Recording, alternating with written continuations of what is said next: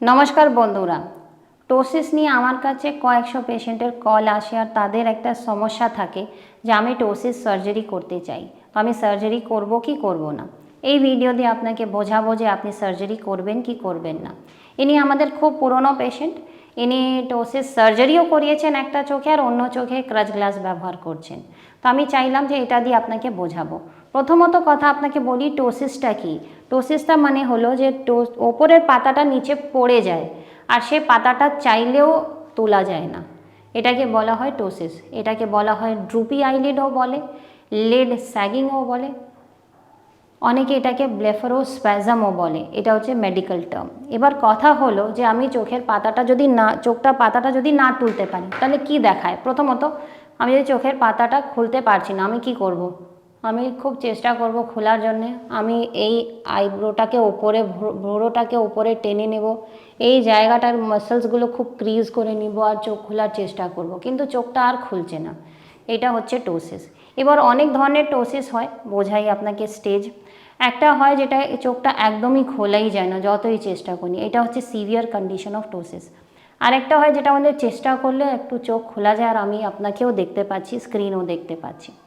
আরেকটা হয় যেটা খোলা তো যায় কিন্তু নর্মাল মানুষ থেকে একটু ড্রুপিং লিডটা দেখা যায়। এর জন্যে ফলস্বরূপ অনেকেই ভাবে যে লোকটা কিন্তু অনেক ড্রিঙ্ক করে আছে।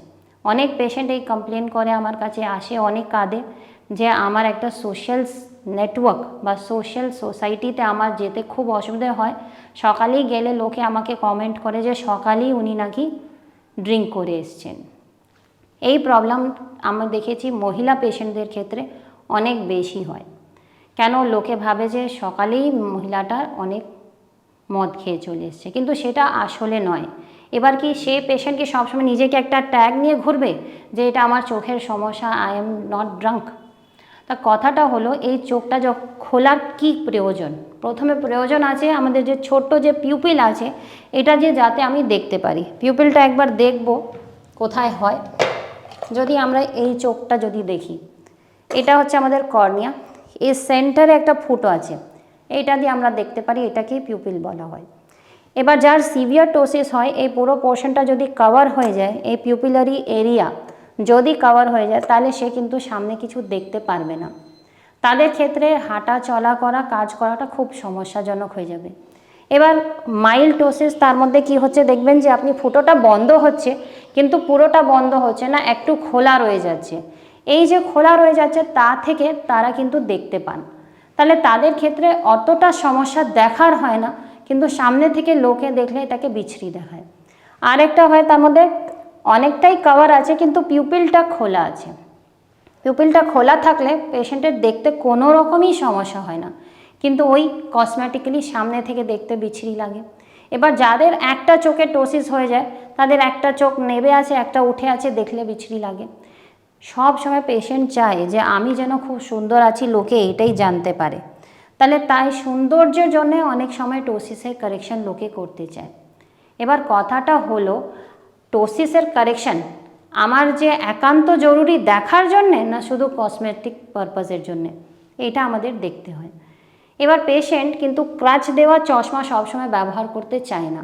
কেন? এটা ব্যবহার করলে ওনার মনে হয় যে সামনের লোকটা জানতে পারবে যে আমার চশমায় একটা অ্যাটাচমেন্ট আছে, তাহলে পেশেন্ট একটা বিকল্প ভাবে যে আমরা একটা সার্জারি করিয়ে নিব। কিন্তু একটা খুব দারুণ কেস যেটা দিয়ে আপনি বুঝতে পারবেন সার্জারি করা কি ফলাফল হলো আর চশমা থেকে কিভাবে সেই কারেকশনটা করা যায়। আসুন দেখি এই কেসটা। এই পেশেন্টটা এই চোখের জন্য সার্জারি করে। সার্জারি করলে আমি সবসময় বলে থাকি যে পাতাটা খুব এবড়ো খেবড়ো হয়ে যায়, এটা আর তত ল্যাক্সিটি যেটা আছে আমাদের পাতা সেটা আর থাকে না, হার্ড হয়ে যায়।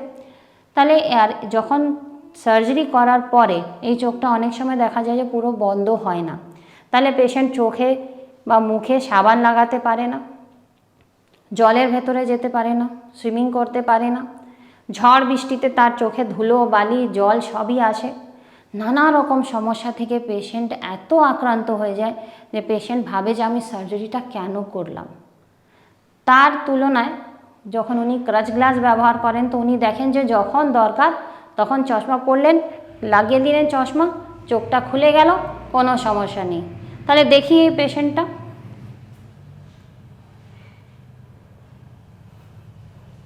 এইটা হচ্ছে চোখ যেটা সার্জারি হয়েছে। আমি আপনাদের দেখাবো।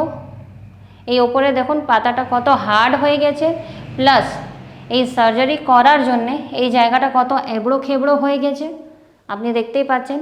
এবার পেশেন্টকে যদি চোখ বন্ধ করতে বলবো তো আপনি দেখবেন যে চোখটা পুরো বন্ধও হচ্ছে না। তো এইটা হলো এই ডান চোখের ওনার সমস্যা। এবার বাঁ চোখের দিকে আমরা যাব। দেখুন অনেকটা টোসিস কিন্তু কারেকশন করা হয়েছে। দেখুন বন্ধ করলে এই চোখ বন্ধ হলো, এটা হলো না। যেটা বললাম ধুলো বালি সাবান জল সব কিছু চোখের ভেতরে যাবে আর চোখ জ্বালা করবে, ব্যথা করবে, পেশেন্ট দীর্ঘদিন ঘুমোতে পারবে না।